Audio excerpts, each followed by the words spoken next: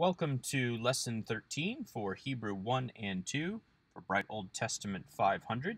Today we're going to be looking at various forms within the Cal verb stem, including the jussive, the cohortative, and the imperative. This may seem a little overwhelming at first, but the patterns are quite simple. So let's get started. The first verb form to look at in this particular lesson is actually true across all stems, and not just the Cal stem, and that is the imperfect with a vav. Is this called the vav consecutive, or the vav conversive, or the vav narrative, or the Wayyiqtol? The answer to all of these is yes. All of these is technically true. However, it is difficult to narrow it down to simply one of the options. It is sometimes called the vav consecutive because the vav consecutive can link a chain of consecutive perfects or imperfects. It is sometimes called the vav conversive because the vav will change imperfects into perfects and perfects into imperfects, so that past tense is translated as future tense and future tense is translated as past tense.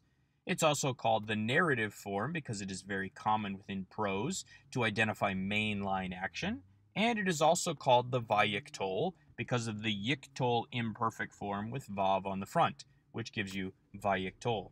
So all of these is true. However, narrowing it down to simply one is almost impossible because the vav plus the imperfect will function in various ways at various times. So let's look at those particular ways. Let's look first at the actual form of the Wayyiqtol, which, as I mentioned, is the yiqtol form of the imperfect plus a vav. In some cases, there will simply be a vav on the front of an imperfect, in which case it will be vav plus a vocal schwa on top of a yiqtol form. At other times, though, a vav consecutive or conversive or narrative or whichever term you choose to use at a particular time will be designated by a vav with a patak and a dagesh forte in the next letter. If the next letter happens to be a guttural, of course, the dagesh will be rejected and there will be a kametz underneath the vav. But typically we see vav plus patak plus dagesh forte. This is the indication that a particular type of vav, that vav conversive or consecutive or narrative or Wayyiqtol form, is in mind. You will notice from both sides of this chart that a Wayyiqtol form changes an imperfect aspect or a future tense to a perfected aspect or past tense, so that Yakum, he will rise up, becomes Vayakom, he rose up. You'll also notice that in biconsonantal verbs, the vowel in the hollow space between the two consonants, which appears in all imperfect forms, will actually shorten from an unchangeably long vowel, in this case shurik, yakum, to a short vowel, in this case kametz hatuf, vayakom. This is because of the shifting of the accent from the last syllable, yakum, to the second to last syllable, vayakom. That is a kametz hatuf underneath the kof because that is now a closed, unaccented syllable. In third hey forms, the third hey will actually drop, so that instead of yivneh with a segol hey at the end of the verb, we have vayiben with a hey gone and the segol actually under the bait instead of under the nun. This is a shortened form and only takes place within third hey verbs to show that there is a Wayyiqtol form, again because of the shifting of that accent back one syllable. The shifting of the accent on the second to last rather than last syllable also affects first aleph verbs, some first yod verbs, as well as the verb halak. Instead of yomar, he will say, which is the typical imperfect form because of the presence of a guttural, taking a patak instead of the expected holum, we have vayomer, where the patak has actually changed to a shorter vowel, a segol. The seirei in yeshev has changed to vayeshev, going from a seirei to a segol. And halak, which likes to pretend that it is a first yod verb, because the hey is historically, long ago, a yod. Instead of yelek, we have vayelek. with the second seirei also becoming a segol under the lamed. Again, the Wayyiqtol form shifts the accent from the last syllable back to the second to last syllable in these shorter forms, so that we end up losing letters, losing vowels, or shortening vowels. There is still some debate in the scholarly world as to whether or not there is a Wayyiqtol form, that is, a vav consecutive or conversive or narrative on the perfect verb, changing a perfect verb to an imperfect aspect or a past tense to a future tense. There is some debate still because the form of the vav is identical whether it is intended consecutively or conversively or narratively as when it is not. It is simply vav plus a vocal schwa. However, when the verb is intended to be used as a vav consecutive, it will typically come at the beginning of the clause. Hebrew tends to avoid placing a perfect verb into a situation where it might be implied that it is a conversive or a consecutive, unless that is actually the case. So context and the placement within the clause will have to tell you. Occasionally, we call this vav consecutive because it will be consecutive with an imperfect verb. Thus, you have one imperfect indicating future tense, and then several converted or consecutive perfects that follow the imperfect verb, so that the perfect verbs match the imperfect in tense and aspect. The same with imperative. An imperative may be used, followed by vav consecutives on the perfect form, which means that the perfects are also to be translated as imperatives, despite the fact that they are not that in form. Again, this means that there is likely a vav consecutive form, but scholarship has not yet reached a definitive decision. The next form that we need to talk about are volitional forms. That is, those conjugations that are used to express generally a command or a wish or a desire. We call these the imperative in the second person, you do this, a cohortative in the first person, let's do this, or a jussive in the third person, let him or her or let them do this. All of these are commands or wishes or desires of the implied action. Imperative, cohortative, jussive. All of them are based upon the imperfect form. When I say that the form of the imperative is based upon the form of the imperfect, what I mean is that an imperative is basically a second-person imperfect with the prefix removed. The tav has dropped. However, the form of the verb remains the same as though the tav were present. So even though a 2ms has no ending, because there is no ending or suffix to a 2ms in the imperfect, the silent schwa under the kaf remains, Wayyiqtol. The difference, though, is because the y, or the t in this case, has dropped, the schwa underneath the kof has become a vocal schwa. So this is now katol. The same is true of the 2fs. Normally, there would have been a silent schwa underneath the kof. However, because the prefix tav has dropped, you cannot have two schwas in a row, so the first schwa becomes a hirik, according to the rule of schwa, so we get kit li. In the 2MP, we get kit lu.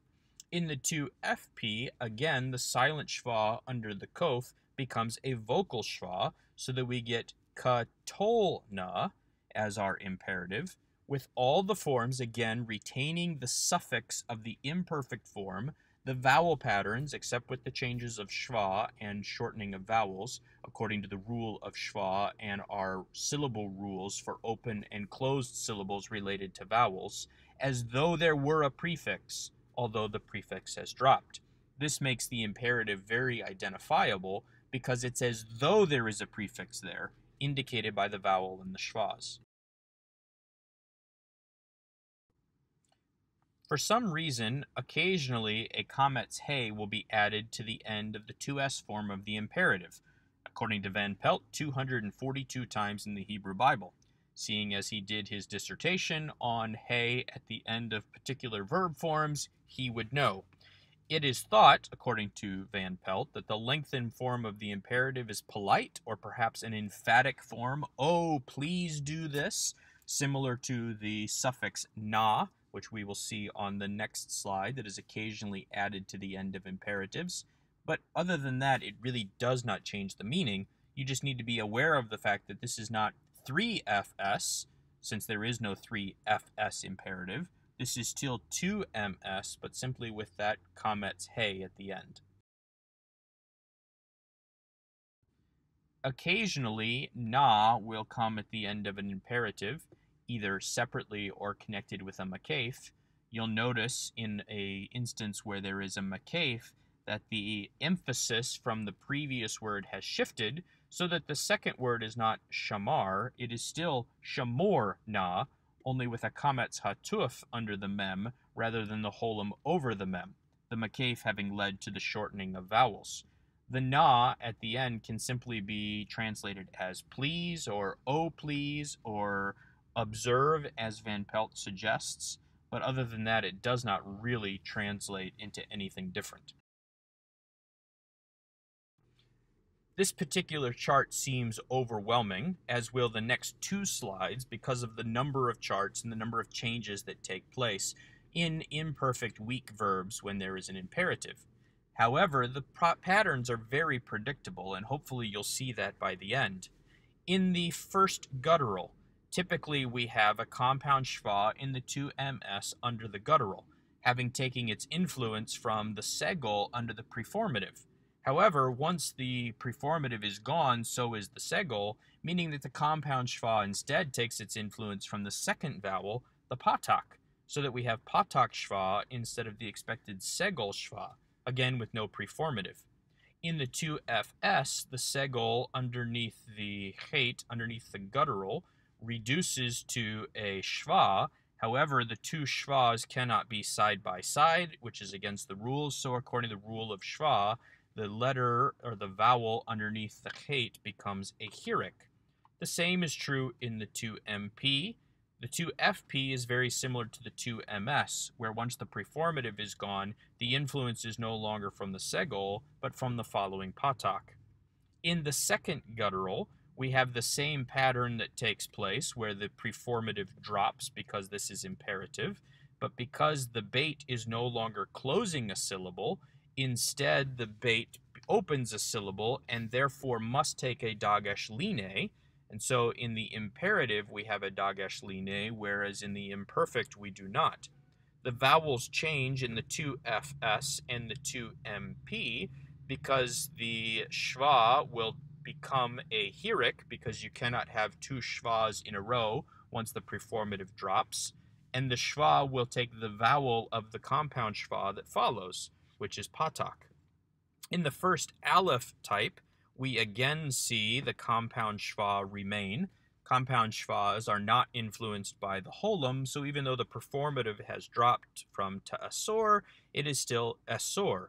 However, in the 2fs and the 2mp, once the performative drops, the vowel underneath the aleph will reduce to a schwa, but if you have two schwas in a row, the first schwa will become a hirik, which is why we see this under the aleph.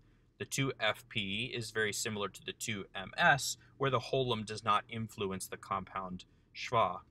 In the first aleph type 2, we see the same pattern that takes place elsewhere. In the imperfect, the aleph quiesces. However, once the tav is dropped, now the aleph needs a mark. It receives a schwa. However, in the 2ms, that schwa will be influenced by the 2ms vowel, although it will follow the pattern of type 1 and become amor instead of amar. And in the 2fs and the 2mp, the schwa will combine with the schwa under the mem and become a hirik, according to the rule of schwa, where you can't have two schwas in a row deliberately. Again, in the 2fp, we see the same pattern as in the 2ms, where the patak has dropped and the holum has reappeared, very similar to the type 1, which takes a compound schwa, a hatuf segol underneath the first letter of the root. In the third hate and the third ayin, we see the same pattern continue that we saw elsewhere. In the two ms and the two fp, the preformative has simply dropped, leaving the silent schwa now to be a vocal schwa. In the two fs and the two mp, once the preformative drops, we're left with two vocal schwas in a row, which is not allowed, so the first vocal schwa becomes a heroic. The same is true in the third aleph, where once the tav drops, you're left with vocal schwas under the mem, which become not silent schwas to close the syllable, but vocal schwas, and vocal schwa in the 2fs and the 2mp cannot be followed by another vocal schwa, so they become heroic. So again, as we look at these patterns, they all follow rules that we already know. Vocal schwas that are next to other vocal schwas become heroic, or compound schwas in the case of a guttural, or will be influenced by the other vowels around them as they become compound schwas. So there really is nothing unexpected taking place here. You just may take a little thought to figure out why something took place, but it is not unexpected. The patterns on this chart are exactly the same on the previous chart. In the third hey, the tav drops, the silent schwas become vocal schwas. On the geminate, again, the preformative drops, and since there is no schwa, we simply have the holum plus the two letters of the biconsonantal stem here. This is a geminate, but it is acting as a biconsonantal. In the first nun, the nun reappears, having assimilated as a dagesh forte into the second letter of the root in the imperfect, reappearing in the imperative. The same is true of the nun type 2, only here the nun does not reappear, although you'll also notice that the dagesh forte has actually completely disappeared. So that sometimes the nun reappears, sometimes the nun reappears and drops off completely, and we just have sa instead of tissa. In the first nun, at least type 1, instead of having teshev, we drop all of the tavs in the seres, although it is possible as well to drop the tav and end up with schwas underneath the second letter, depending on how that yod interacted with the preformative, either becoming a sere and disappearing or combining with the heroic to become a heroic yod. And yet you'll notice that in either case they simply drop, leaving whatever was under that first root letter, whether it be a silent schwa or a vocal schwa or a vowel. Biconsonantal or hollow verbs follow the pattern of all the other verbs that we have seen. The preformative simply drops, and the vowel continues as it normally did. The same is true of both seem and cum, as well as bo, where the preformative simply drops off, leading the verb to continue as it had before. The reason that no 2FP is given for seem and bo is that there is no 2FP ever mentioned in Scripture. We could create the form, predictably, but it is unnecessary because you'll never come across it in Scripture. The verbs on this chart again change very predictably according to the rule of schwa and the patterns of vowel reductions with open and closed syllables. Natan, a one nun verb, drops the preformative but maintains the dagesh forte. Lakak, that still thinks it's a first nun verb, drops the preformative but does not maintain the dagesh forte. Halak, thinking that it is a first yod verb, which it probably was historically, also drops the preformative. There is no dagesh forte in the next letter because hey does not act like a first nun, but more like a first yod. Haya, the verb to be, takes a compound schwa instead of a silent schwa under the first hey after the preformative drops. Again, 2fs and 2mp are not mentioned here because they're never used in Scripture. Allah, the verb to go up, drops the preformative in all of its cases and maintains the expected compound schwa. Nata, to extend, to reach out, does the same, except the dagesh forte becomes the nun, and once the nun returns, the vowel at the end lengthens. This is because this is also a doubly weak verb that has the segol he at the end of the verb as well as the nun at the front. However, once the nun unassimilates and becomes a nun, that final vowel, segol, in the 2ms will lengthen to a sere, because that is a closed syllable. And in the 2fp, we see the same pattern continue with the segol yod. However, the nun also has unassimilated. So again, in all of these charts, we expect the changes that take place. There are no changes listed here that should surprise us because they follow the pattern of vowel changes, vowel reductions, and the rules of schwa. The nice thing about a cohortative and adjussive is that they follow the same form as the imperfect. This is nice because there are no additional forms to memorize. However, it means that we need to rely upon the syntax or the order of the sentence to establish whether or not this is a cohortative or a adjussive.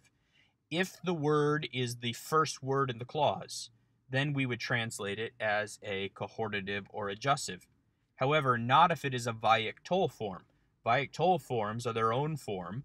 A adjussive or a cohortative will be a typical vav with a vocal schwa on top of an imperfect, but we will translate those as cohortative or adjussive depending upon the context and depending upon their placement within the clause. Here are some examples of the cohortative. Again, remembering that it is a first person, singular or plural, volitional or almost imperatival force.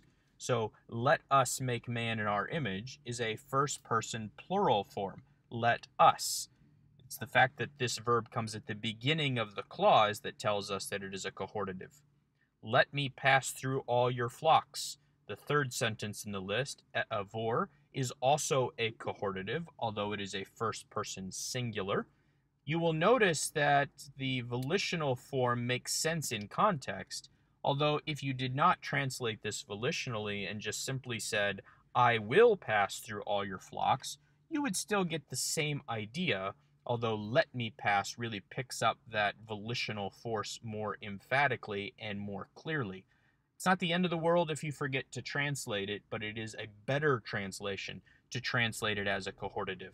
Let me or let us. Again, the fact that it is the first word in the sentence is the indication of the usage. The negation of the cohortative is al. You will remember that imperative verbs are not negated.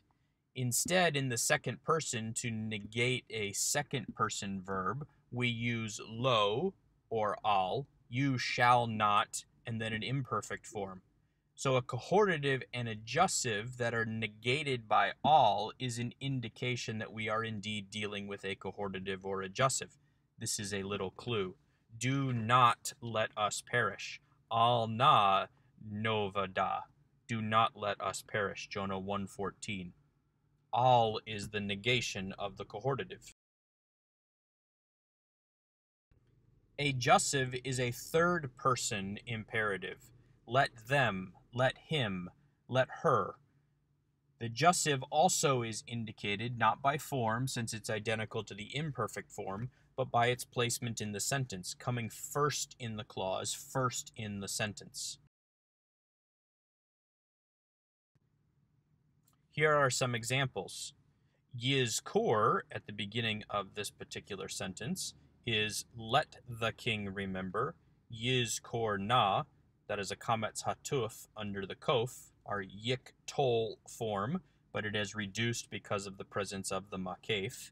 And then the third sentence, Yishpot, may Yahweh judge between me and you, Genesis 16:5.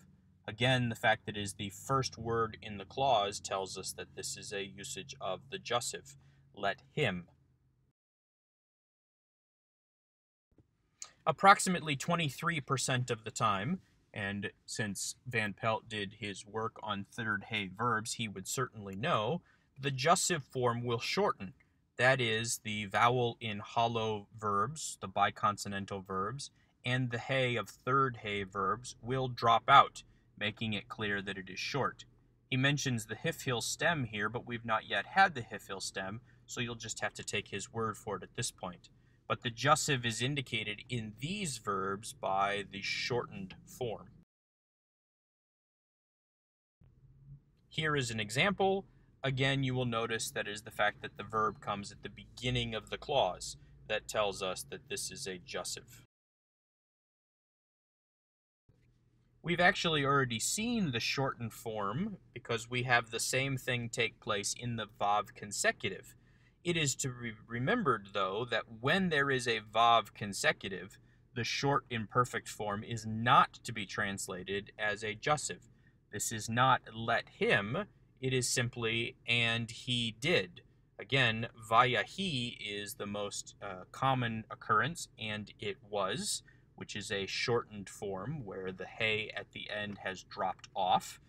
We have another example here. Noah built yeben, which is a consecutive form because of the vav with the patak. Noah built, whereas in other indications would be a vav with a vocal schwa, in which case it would be vayabin, sounding the same, but the different vowel would indicate that and let Noah build, the use of a jussive rather than the imperfect. So the vowel underneath the vav is what is crucial to notice to differentiate between a jussive in the short form and an imperfect in the short form. Just like the cohortative, the jussive is negated with al. Again, remembering that imperatives are not negated. We use al or lo with the imperfect. Jussives and cohortatives, though, will use their distinctive forms of the imperfect with al to indicate at the beginning of a clause that someone is not to do something. Do not let your anger burn against your servant. Again, if this was to be translated as you shall not, we would have lo, velo yahar. Again, I know that was a lot of information, but again, to remind you that Wayyiqtol, jussives, imperatives, and cohortatives are all very similar to the imperfect. However, with the Wayyiqtol, there is a vav with a patak and a dagesh forte in the next letter that indicates that consecutive or conversive or narrative or Wayyiqtol form is being used. In the perfect, we have Vakatal, again the position in the clause emphasizing that the vav on the katal is to be translated as the opposite of what it appears, imperfect aspect instead of perfect, future tense instead of past tense, or consecutively with whatever verb may be the first in the clause. We also have the imperative, which is the second person volitional, imperfects with the prefix dropped off. In the cohortative and the jussive, the prefix remains, but the fact that the verb occurs at the beginning of the clause indicates that volitional aspect, in which case it should be translated as let us or let them. Hopefully this all makes sense. I encourage you to go back and watch this video as many times as necessary until it does. Use the Quizlets, memorize your vocabulary, and I will see you in class.